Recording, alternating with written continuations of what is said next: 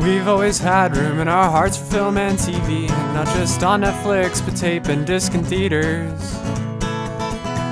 Also, God forbid that they take it all away and leave us nothing to broadcast to loyal listeners. We'll binge watch every single movie, so you don't have to. What else are we here for? Coming to you every week. Listen to us while you're busy. Luckily, we forgot to grow up. Hey everybody, it's Craig. Hey, it's Scott. Huh.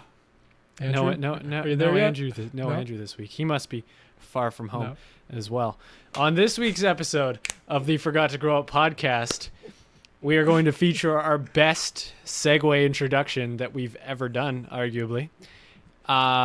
Definitely, I would say we're going to talk about Spiderman Far From Home. Just came out, I heard. Haven't seen it, unsurprising to some people. And then we're going to talk about what we watched this week, maybe a couple other things. We'll see how it goes.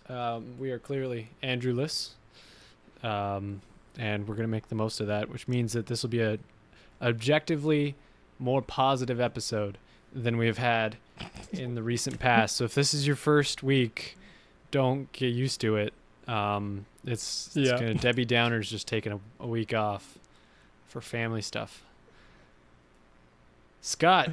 He has been very negative. I bet he'll hate Spider-Man. He probably doesn't like anything about this movie and wishes they would all die, which is not really that far off considering that he is tired of superhero movies. So I wouldn't be surprised if his opinion on this was, why did they make it?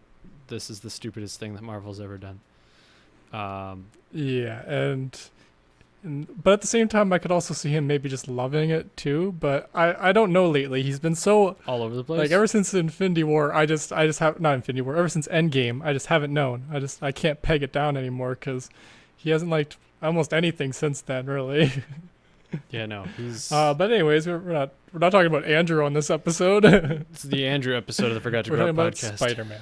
Exactly. All right, Scott. That would be funny. Maybe he'd actually listen. So, Scott, you saw Spider-Man Far From Home recently. Yes, I saw it last night as of us recording this.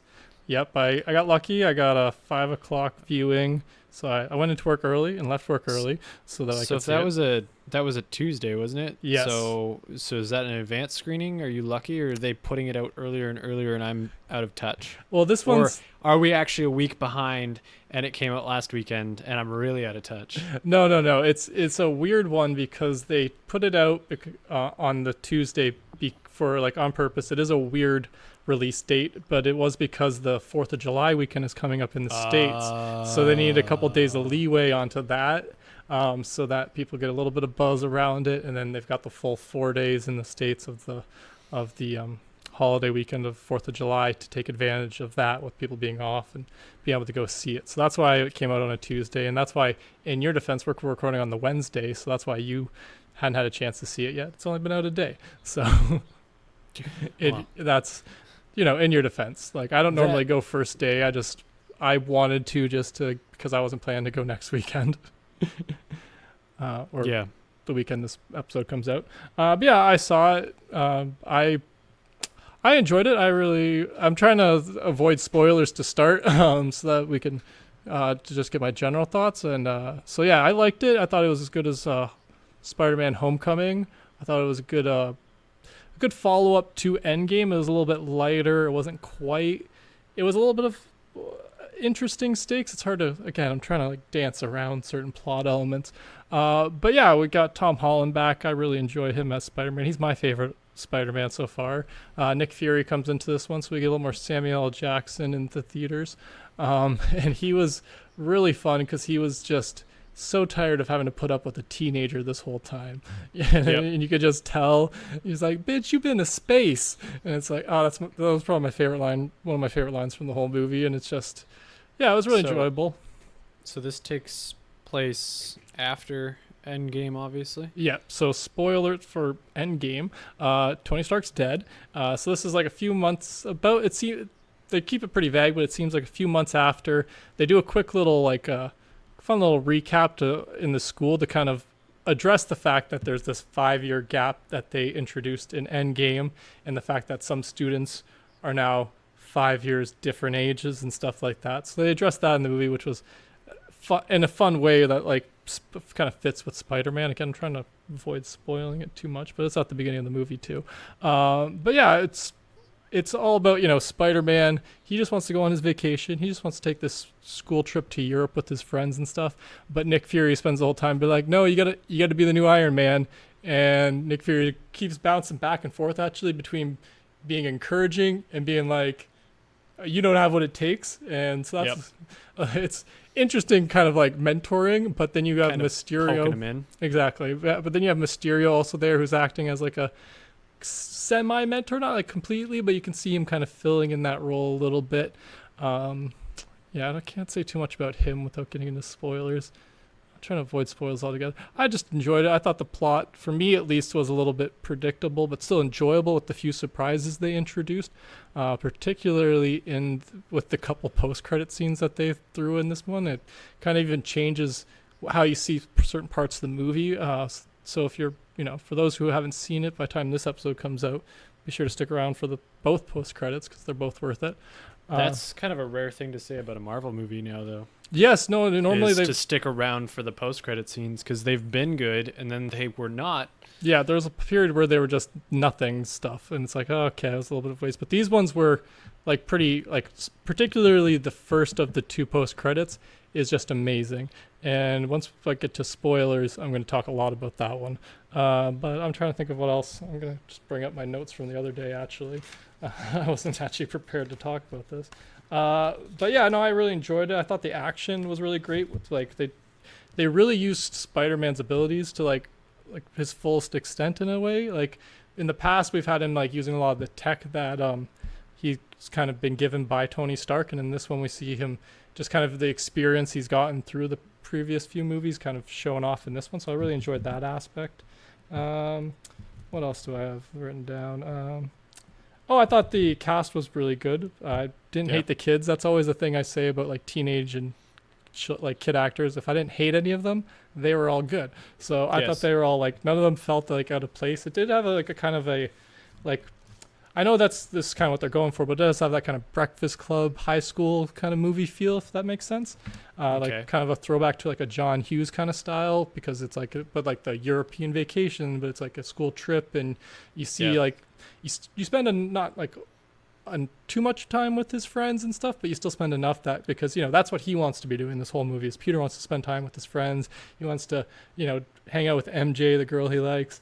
And so, but then he's being pulled away by these responsibilities. So you see that like that pull throughout. It's that I thought was really well done. I'm gonna get into spoilers now for the most part, just because that's the more interesting stuff. To be honest, like I made 2 review videos for this. The general review is 3 minutes. The spoiler review is 10 minutes. So that just tells you a little bit about how a lot of this ties into being spoilers. So there's a lot of detail. Well, it all kind of focuses around the fact that the character of Mysterio. So I'm guessing you, Craig, personally don't know much about Mysterio from the. I know I recognize the name, and I've seen a couple memes with him in it, but I had no idea that it was tied to this. First of all, second of all, I have no idea. Okay, so I was gonna say you probably didn't watch the Spider-Man animated series growing up, or. Once or twice. Okay, so that's probably why you recognize him at least, is that you probably saw him pop up in that at the very least. That's my only exposure to him. So it's like 20-year-old information in the back of my head of 1 or 2 episodes from a TV show, one of the like bunch of cartoon shows I watched growing up. So I had a very brief amount of information, but I also got a little bit of background information about him via just watching certain YouTube videos and stuff leading up to this. So Mysterio's characters in the comics is all based around illusions and stuff, and he is a bad guy in the comics. So watching the trailers for this, they make it seem like he's a good guy, right? And so we spend a good, probably the first 2 acts, I guess we'd say, or the first act and a half, where we see him acting as a good guy, and you think he actually potentially has these abilities, but then it turns out he is the Mysterio from the comic books. These are all illusions. It's all holograms and stuff like that. And I thought that, like, again, I kind of saw that coming because it was like from the comics in a sense, like he was evil, and this is kind of his MO. Like he he uses illusions and kind of trickery to, kind of make it seem like he has abilities that he doesn't. And so, in this one, it's actually all the villains you see, the elementals, those are all creations from him with these different hologram technology, which was all developed by Stark Industries because he's a former Stark employee, which is the big thing I actually didn't see coming, but I thought was a really great addition to it, like making him, and that's like kind of his motivation for being evil, is that that they all were former employees of Tony Stark, but felt that the technology they developed for him wasn't properly used. So the hologram technology we saw actually in Civil War, was it, or the Avengers? I can't remember which one it was now. Oh no, it was. I'm not gonna be able to help. Yeah, I know you. I know. I was trying to work it out in my head. I think it might have been actually it must have been Civil War, I guess. Yeah, it would have been Civil War because it would have been after. Yeah, because it was late. Yeah. So in Civil War, we see the technology when we see younger Tony Stark talking to his parents at the beginning, and then he, comes out and he's like, however many $1 million for my, personal therapy thing. And in this movie, we see actually that as a flashback, and the fact that Mysterio's character was the one who developed that technology for Tony Stark. And so that Tony Stark used it as a therapy device kind of pissed him off when it could be used for so much more. And so that's part of his motivation for going, being this evil guy, pretending to be good to, try and convince the world that he's a hero. But also he's evil because he's the one causing all these things that he's then saving the day from. So, I saw that kind of coming, but I thought they did a really great job of teasing you in the right way, where you spend the first, the whole time I was questioning it until Spider-Man starts to pick up the clues. The whole time you're questioning it yourself. You're you never get full evidence until Spider-Man starts to get some evidence. So I really enjoyed that part to it, and his character just, I really like the fact that he's a former Stark employee. I thought that really added to it. He's working with a bunch of other former Stark employees, they're all helping him. And so that's just a bunch of drones with different, hologram technology and different technologies each of them help develop. And we see a couple actual flashbacks from a couple of the movies of Tony Stark's interactions kind of thing with these employees. So that was a fun little throwback. But as you can see, it's a cool twist, but it's also a twist you kind of see coming if you knew the character from the comics. And it's hard to talk about the movie because so much of it kind of hinges around that twist as well, because then it turns from it's Spider-Man and Mysterio versus the Elementals to a Spider-Man versus Mysterio movie. And Spider-Man, which is what everybody signs up for. Exactly. And so in that way, it was, like I said, I really enjoyed it. I thought, even though it was something I expected, I thought they did it in a unique and well done way that I was oh, okay, cool, right on. So I didn't I saw it coming, but I also, was still pleasantly surprised and still enjoyed it. It was still really entertaining. Like I said, I really enjoyed all the action scenes. I thought it was really well. I thought the conclusion to it was really well done too. The final battle where it's pretty much Spider-Man versus a bunch of drones, because Mysterio is just a regular guy. So hand to hand, he can't fight Spider-Man whatsoever. There's just nothing to it. So it's okay, so he has to use these thousands and thousands of drones to pretty much try and keep Spider-Man off him. And Spider-Man just goes through them all, and it's freaking awesome. And that's what I was saying before about him using his abilities to the fullest extent. You see him swinging around, he uses all of the web shooters he had going into the battle before the end of it. He runs out of web. So it's oh, that's cool. That's all. So it's I thought it was really well done. I really enjoyed that. But yeah, and then obviously, spoiler again, he wins in the end. But obviously, yes. But now we get to the two post-credit scenes. So the first one is this double twist in a sense. There's two great elements to it. And so if you left the theater, which I saw a sizable chunk, I would say at least 25% of the theater left before this first post-credit popped up, which they missed huge stuff. So again, spoilers, people. If you don't want to be spoiled, I'm sorry I'm spoiling it for you, Craig, but somebody had to hear it. Skip forward 10 minutes in the podcast if you don't want to be spoiled. Yeah, exactly. So the first post-credit scene, we see Spider-Man, we see Spider-Man just dropping off MJ after they went swinging through the New York. And then all of a sudden on the big screen, we see the dailybugle.net, which I'm not sure if you recognize the Daily Bugle's name, but it's the... Yes. Yes, so it's the newspaper that Spider-Man works for eventually in the other iterations, that's who he works for, and photographer. Exactly, right, or a photographer. But yes, so we see that pop up on one of these big screens in New York, and then we see Mr. J. Jonah Jameson. And do you know who they got to play J. Jonah Jameson? Oh man, they got back J.K. Simmons. Really? Because that would have been my first guess. They brought back J.K. Simmons. I didn't believe that they would. Neither did I. Because I was like, I'm pretty sure I've seen him in that role. Yes, he was in the original, the first Spider-Man trilogy with Tobey Maguire. He was J. Jonah Jameson. He's still like one of the, like, to this day is like one of the like most like celebrated like comic book castings, like for being so accurate to the comic. Well, that's what I mean. It's pretty much exactly right. Exactly. And so they brought him into the MCU, which I never thought would happen, but it also makes sense because the Spider-Man movies are technically still Sony movies. They're just part of the MCU. Marvel just helps them make it, but Sony still gets all the profits and still technically has the rights to the movie. So it's just really awesome that they could bring this character that they already kind of have in their, from their other franchises, and they popped him up on the big screen, and I was just like, oh my god, it was just the cherry on top of the movie. But then he had some stuff to say. Really? Yes, which was, it turns out Mysterio, before he's defeated, decides to do a little clever editing and clever recording of video, and ends up framing Spider-Man for the attack that Mysterio had like put on the city to like try and stop Spider-Man. And that's how we end that post-credit scene. And also gives away Spider-Man's identity as Peter Parker, flashes the picture. And so that's how we leave that post-credit. So like you can see how that just blows up the ending of the movie, because you're like, if you didn't watch that post-credit, you just think, oh yeah, Spider-Man, he won the day. He got the girl, yay. And then you get to you feel goofy the next day after, too. Exactly, because then you hear about this post-credit, and you're like, oh, snap. Hey, I miss J.K. Simmons as J. Jonah Jameson.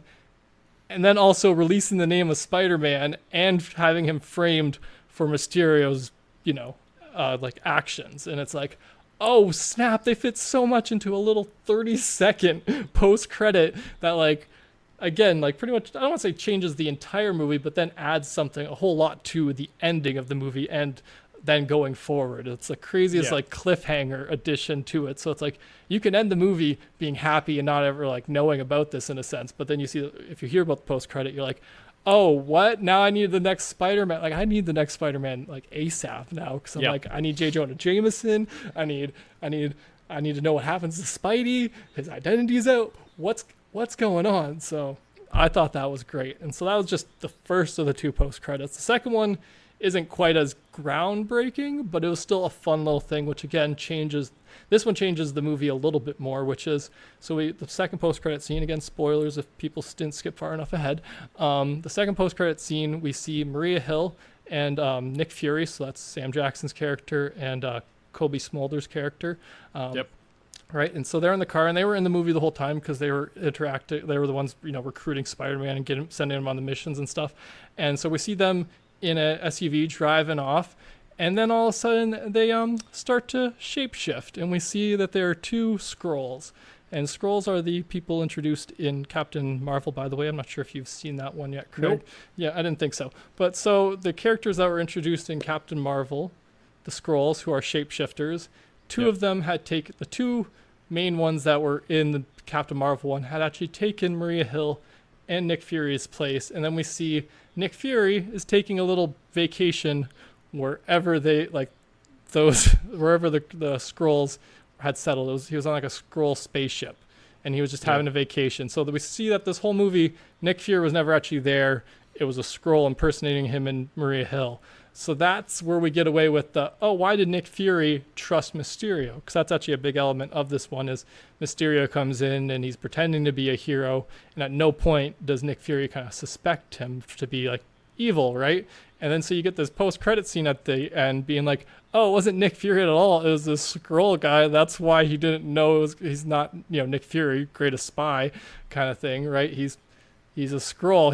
He's not Nick Fury, so that's why he fell for Mysterio's thing. So that was just, again, kind of a fun little twist that, again, if you missed it, you just think that, it was it was Nick Fury the whole time, when in reality it was a Skrull pretending to be Nick Fury. So yeah, both really well done post credits, both giving away a whole, like, changing the movie, like, or your view on the movie a whole lot.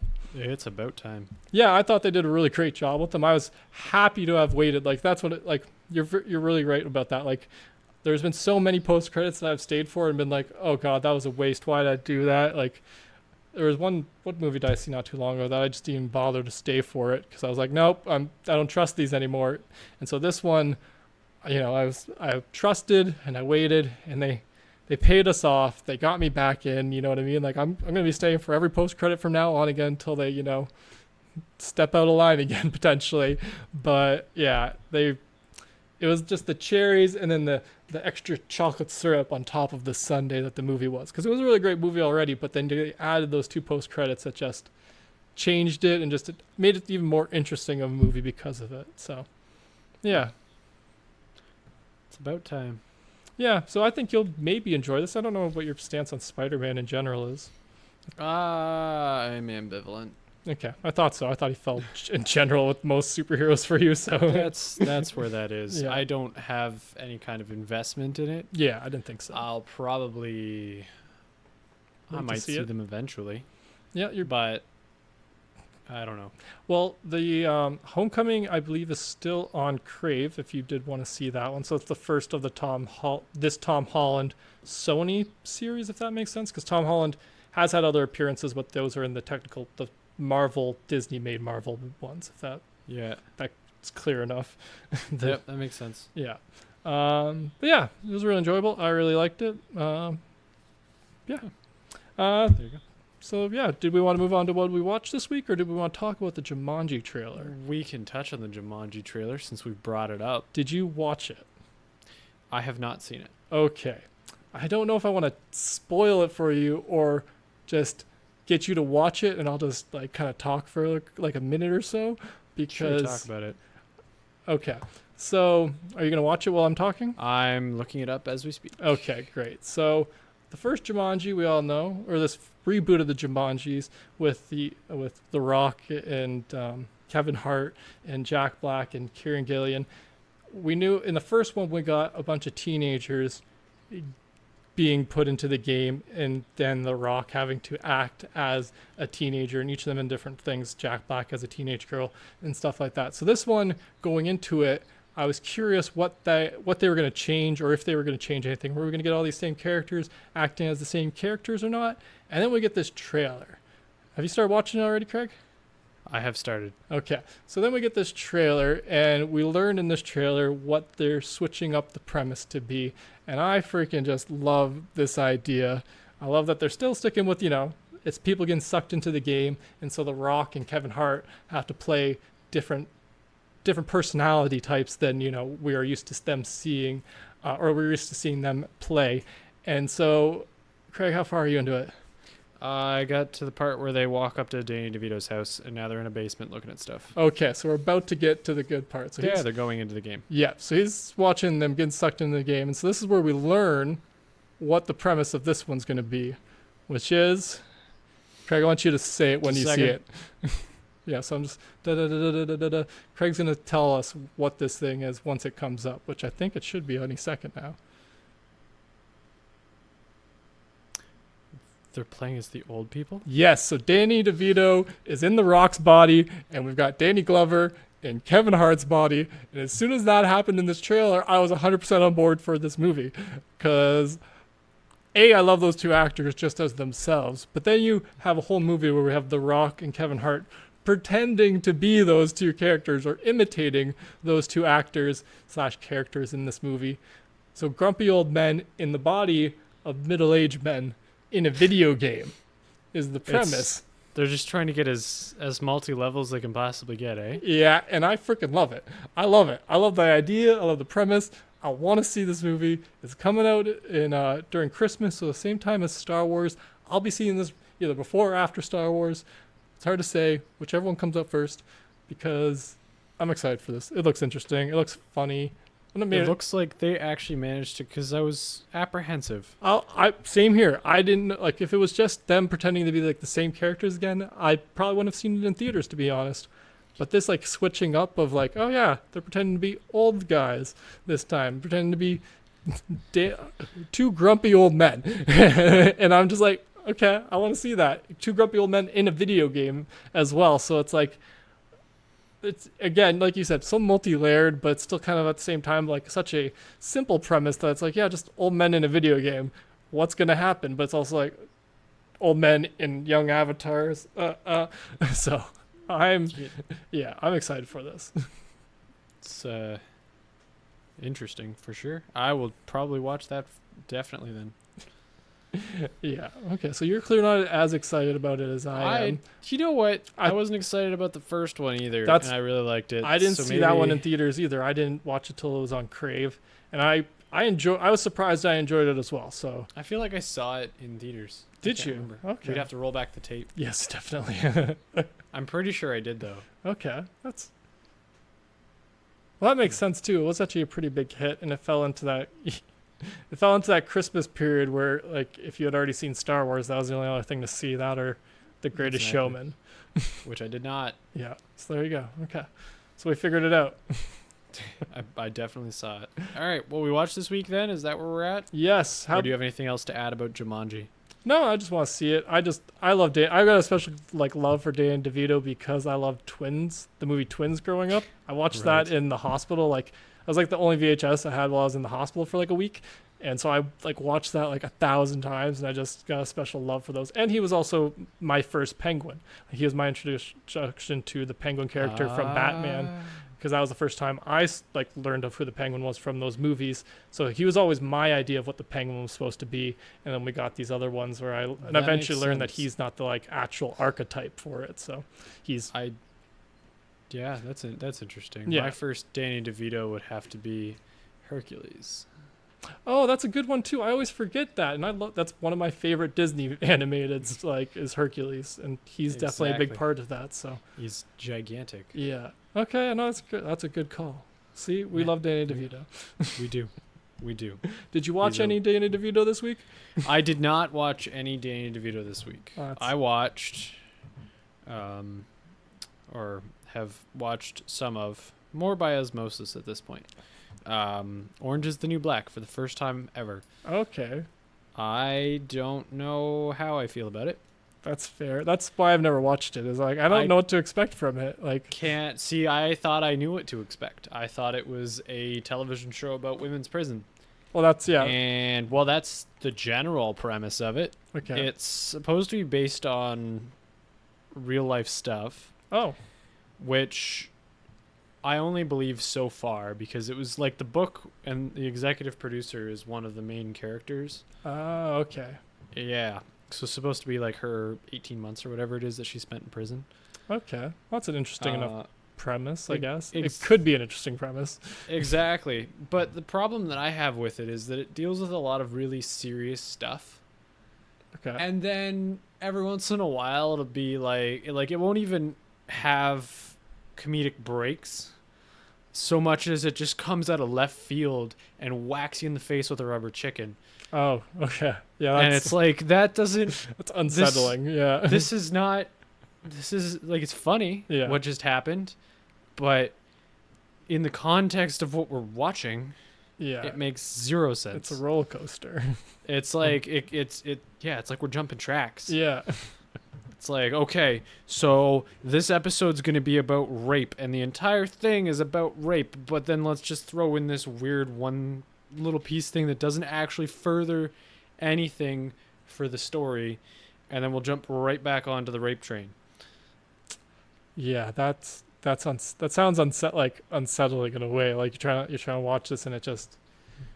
I don't know if it helps that I have seen... Like, I've skipped a couple episodes at this point, plus I jumped in at season 2. Yeah. So okay, that's what fair. I like the most about the show is that they do, like, and it's also what I don't like about the show, but they do these things where they interject flashbacks. Oh, okay. But they have no way of separating it. Oh. It's like scene jumping all the time. There's no, like, There's no like anything mechanism. Yeah. there's nothing to be like, this is actually, so you have to kind of do the math in your head, Oh, that's and then you don't know where that fits in, because the entire idea behind these flashbacks is to give the backstory for each of the inmates, which I like. Like that's the part of the show I'm interested in. yeah. Less what happens in the prison. Yeah, no. I don't know. The show had a reputation for being full of a lot of softcore lesbian action, and there is not as much as people made it sound. Not that that's a criticism of the show, because I think I've made my point pretty clear on this show that I am not a fan of gratuitous sex in television. Yeah. It's unnecessary. I'm actually on your side on that too. It's like sometimes I'm sitting here and they throw like, Netflix does it too often to me, and I'm like, I don't need Yeah. Jessica Jones to have sex every season. Like exactly. she could be just dealing with some. Yeah, or just imply it. Yeah, exactly. I don't need the extended sex scene. Yeah, exactly. I agree. I'm more than happy with an implication, the odd whatever, if it's important. Like in the case of this show, or in the case of Sons of Anarchy, where that's the only other episode, the only other show I can think of that had a fairly graphic rape scene. If it's something like that, then if it adds to the story, sure, yes, that's important. If it's just naked people, it's like, Yeah. did we need that? See, yeah, and this I would say this almost has a lot of gratuitous nudity, but it really doesn't. Okay, it's more accidental. That's or fair. Incidental. Yeah, that's a better term. Like you go into the shower exactly. room, and it's like, and and they're not like trying to hide it or be creative about it. They're just like, yeah, this is what happens. Yeah, and you're like, okay, I'm okay with that. Yeah, that's I fair. can Yeah, live with people this. shower naked. That's how it works. Yeah. But so the part I like the most about the show is the fact that they give you the backstory on why everybody's there and all that stuff. I like that. I find that interesting. Yeah. I don't like how they go about they jumping to the... They don't even have like a filter over it. Like most shows will have like, oh, this is like a black and white kind of hue, or you know what I mean? Like some kind of color hue to it. Is that the right word? Hue? Yeah. Okay. My biggest issues, like for most of the characters, you can tell because it's a completely different thing. You only ever see them in the context of the prison. Okay. So for a lot of these characters, if you see them outside the prison, you're like, either I missed a lot in the last episode, or we're in a flashback, and then they're doing stuff that's related to their personality, because their personalities are all kind of centered around why they're there. That makes sense, yeah. Which makes sense because that's how you end up in prison. Yeah. So you can kind of do the math and be like, this is where we are in their life, since I know why they're there. Or in a lot of cases, I know where they're there because I've asked Sam, because I have no idea. And I'm not one who likes to wait. That's fair. Yeah. If I know that somebody else has the information for me, I'm not patient. So I ask a lot of questions, like, what the hell's happening here? Yeah. Is she gonna do this? And she already knows. But anyway, my biggest issue is that there's two characters. There's Piper, who's the main, like the author of the book and kind of the main character, even though she doesn't really, like, it doesn't all center around her. Okay. She's actually kind of becoming more of a secondary character right now. That happens with TV shows. Exactly. But she's the one, like, it's all based around her time in prison. So it's interesting that it's that she's kind of become a side halfway thing. Although she does end up in every single episode, and a lot of the characters don't. But the part, like the flashbacks and stuff that irritate me are when it involves Piper and her on again, off again girlfriend Alex, who is an actress that's in a lot of stuff. Ruby Rose? But I could not tell you what her name is. Is it Ruby Rose? I don't know who that is. Does she have... Okay, I'm gonna take my hat off. Actually, does she have hair similar to like this haircut I just recently got? I can't see. Oh, right. Yeah, you don't have your video on. I put the video... I minimized you. Yeah, that's it's fair. not... She is in the show, but that is not who I am referring to. Okay. She is Donna from That 70s Show. Oh, okay. All right, that was going to be my next guess, to be honest. Yeah. Yes. Those are the only two people I know from the show, though. So. Yep. So that is... She's the author? She's Alex. No. Oh, no. Okay. She's the on and again, off again, right?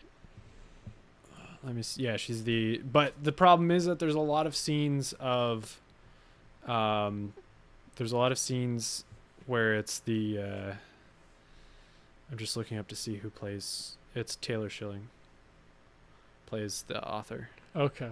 She's blonde. I've never seen her before. I think I know who she is now that you say that. Yeah. So, but like there are some scenes where it's like, where does this fit? Because there are some scenes where Alex is in prison. There are some scenes where Alex is visiting in prison, and it's like I have no idea where we are right now. That's very confusing. I'm starting to catch up more because now Alex is actually in prison. Oh, okay, gotcha. So it's making a lot more sense. But before there was a lot of stuff where it was like, I can't tell whether I'm watching a flashback or a flash current times, and I just don't know what your story is. So I think I'm starting to figure it out now. But that was my biggest issue, is that the show just bounces all over the place. Okay, it doesn't feel like the structure's a little weird. Yeah. Okay. But Mike Birbiglia is in it now, and he's a stand-up comedian I really like. It's Yeah, a he's little great. bit weird to see him acting. That'd be that'd be tough because I would just imagine him being himself. But it's basically him. Just being an awkward guy. Yeah, he's just the awkward guy. Because spoilers, the federal government was going to close the prison that they were in, Okay. so it became a private prison, which is a thing they do in the States. Yep. And so the company that took over the prison,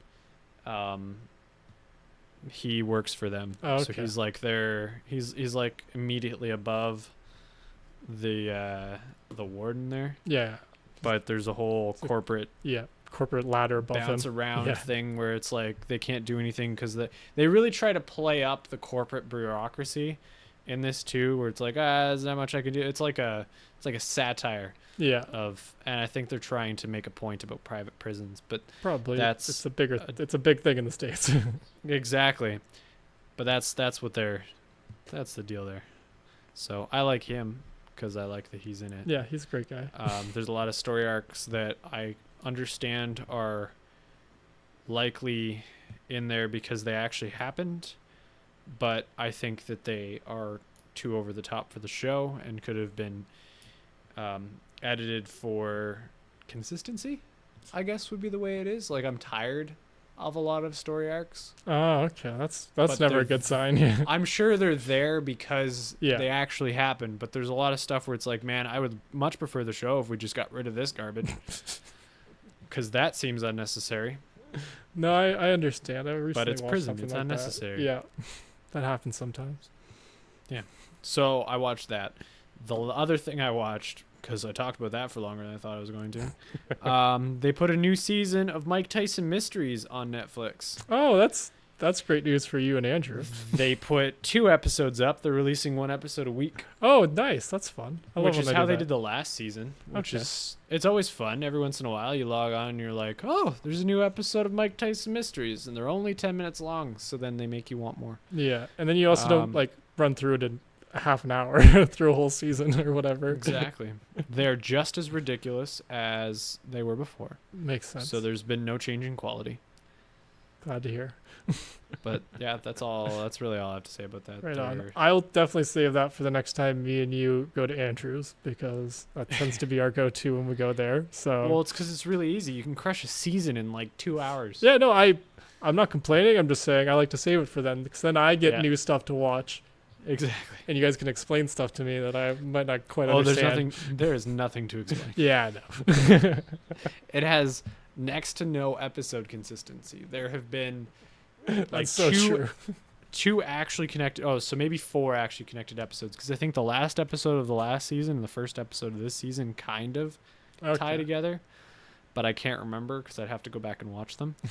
But like, there's only one other pair of episodes that actually have like story consistency between them, where they actually like one into the other, and that's it. That's fair. That's true. Everything else is just weird Just, and makes no sense, including the episode where they explain all this stuff in their title sequence that made no sense. Yeah, well, Mike Tyson mysteries for you. Exactly. It's awesome. Anyway, what did you watch this week? All right. Well, I saw Spider-Man Far From Home, which we already talked about for a little bit. I watched the Bryan Callen special, Complicated Apes, on I Amazon listened Prime. to most of that. Did you? What did you Based think? on the recommendation, I liked it. I chuckled at a lot of stuff, but I it didn't like floor me. see. It definitely floored me. I might be a little biased because I just really always liked Bryan. Like I listened to his podcast, but Bryan Callen, I just really like it. I was trying to put it on while I was doing dishes, and I stood there at the sink for 20 minutes staring at my, because I had it on my phone on Amazon Prime, just watching it without even like realizing that I hadn't started dishes yet. And so I just like, that made me like, that kind of realization for me at least was like, oh damn, because I don't really like put Tom Segura on in the background and I'll cook and stuff, but it was just like, I don't know. I really enjoy his energy, his style. Like those kind of like zingers he says at the end where he, does a little voice and says something. I just love that kind of humor. So I really enjoyed it. I meant to watch his other one, but it's on Amazon Prime, so I've still got to get something so I can watch that on a TV. Yeah. Without having to hook up a laptop to my TV. But that's a complaint for Amazon. I actually found that one on Spotify. Oh, okay. Well, that makes sense. Yeah. Complicated Apes. That's how I tend to consume my.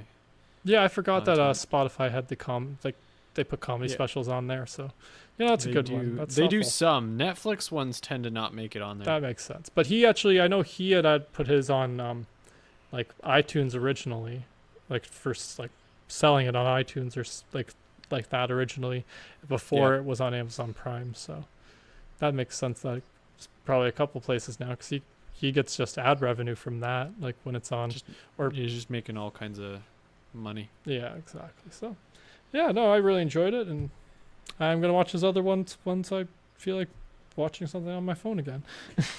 Yeah. So yeah, I watched that. I finished watching this season of Doom Patrol. I somehow missed the last 5 episodes that come out, which I was like, has it been a month since I watched it last? But apparently, so I caught up on those 5 over the weekend, and it ended off nice. I don't know really what much to say about it because I know you don't know really anything about Doom Patrol. I think it's the one with Brandon Fraser. That's all. Yeah, that he's pretending to be a robot. Well, he does the voice for a robot. Well, interesting. It's the whole thing. He's a brain inside a robot. Okay, that's making way more sense. Yeah, so it's like he used to be a race car driver, was in an accident, they saved the brain, put in a robot body, so now he's, a robot, and he's dealing with the existentialness of being a man in a robot's body. Seen this advertised. Yes, that's why I was like, I thought that might stick out to you a little bit, but yeah, it's just a goofy, superhero show from DC. Just finished up on pretty much was going week to week on Space, and that was also why we were getting it on Crave, and so I just caught up on these last ones just on Friday. But yeah, no, it's just a goofy one. It just has the most ridiculous stuff. At one point, there's just like, it's just so ridiculous. They go into a donkey's ass at one point, and they travel into comic book white space, and that's where this one guy gets his powers, but anybody can use it because it's comic book white space. It's just ridiculous, but I like it because of that. But it's also one of those ones where I'm like, okay, once I'm done watching it, I don't really have much to say about it because I'm like, okay, a lot just happened. All right, cool. What's gonna happen next? So I'm kind of curious to see if they're gonna do another season and what they'll do, because I didn't know what to expect from this season, and then we got into a pretty much, we're finding dad in a sense. They're like, not dad, but they're surrogate dad in a sense, the leader of their little gang or their like halfway house in a sense for people with superhero or meta humans, which is superheroes who don't have the nicest abilities. Like the one guy, his whole body's been burned by radiation, and he has energy being living inside of him. And then the other lady was an actress who insulted some people and was then cursed and now turns into like a blob. Yeah, it's weird. But yeah, I finished. Interesting. Yeah, exactly. It's just so weird.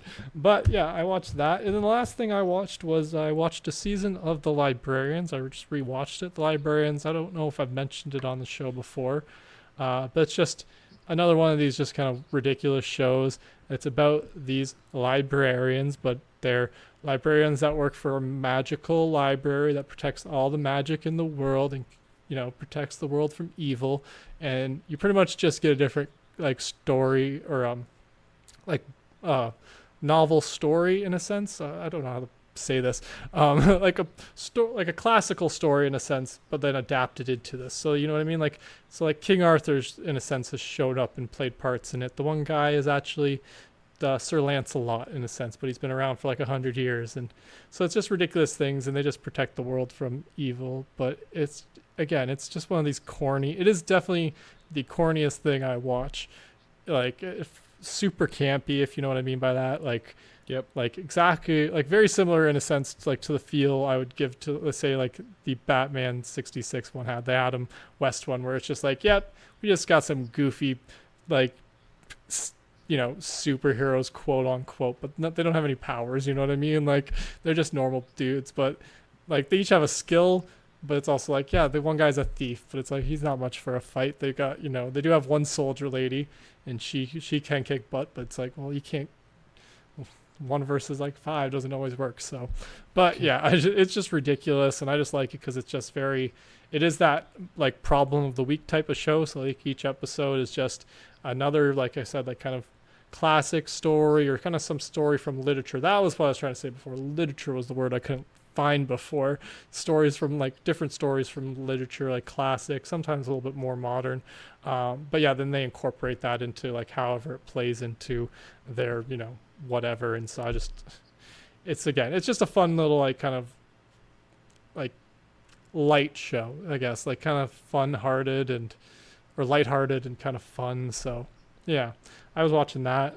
I was rewatching a season of that just because it was just a nice little like thing to put on and just not have to focus too much on, but still get a little laugh and you know what to expect in a sense. Like I think this for me is like why you guys watch like Family Guy over again. You know what I mean? This is the type of show I'll watch over again just because the characters I find kind of charming and just they make me kind of laugh at myself. It's like it's not even as much what's like the stories are going on as much as what like how they're dealing with it each time and having to just kind of laugh at them and kind of knowing what's going to happen. So that's I just kind of rewatched that. But that's all I watched this week. Huh. That's you're almost as eventful of a week as mine. Yes, it was pretty short. I'm also kind of watching Stranger Things, but I didn't write that down because I was going to do a video for it as well, and I didn't want to get too many of my thoughts out. So, but there you go. Let's tease that content. Yeah, so that'll be on our YouTube channel before this video comes out, and the 3rd season comes out this weekend, so I'll be watching that and also making a video for that because maybe I should finish watching the 2nd season then. That's what I just watched over the weekend, or just am finishing up watching as we speak. Actually, I've got like 1 or 2 more episodes, so then making a video for it. But yes, Stranger Things as well. But that's all. That's everything. I swear, promise. Besides YouTube stuff, I watch a bunch of YouTube stuff. Back? No, that was the only thing I forgot to write down because I had it written down somewhere else. But yes, that's everything. I promise. I swear. Cross my heart. Cool. All right. Well, then I guess we'll come back next week and talk TV conspiracies or something. Yeah, hopefully, but we'll see. Maybe that's a conspiracy. Yeah, it might be. We'll see if Andrew joins us again. That's what I mean. That's the podcast conspiracy, is that what did we do with Andrew? Yeah. Was he ever part of this? Who knows? He might have been. Anyway. Anyways. All right. We will talk next week. Thanks for joining us, guys. Bye. Bye.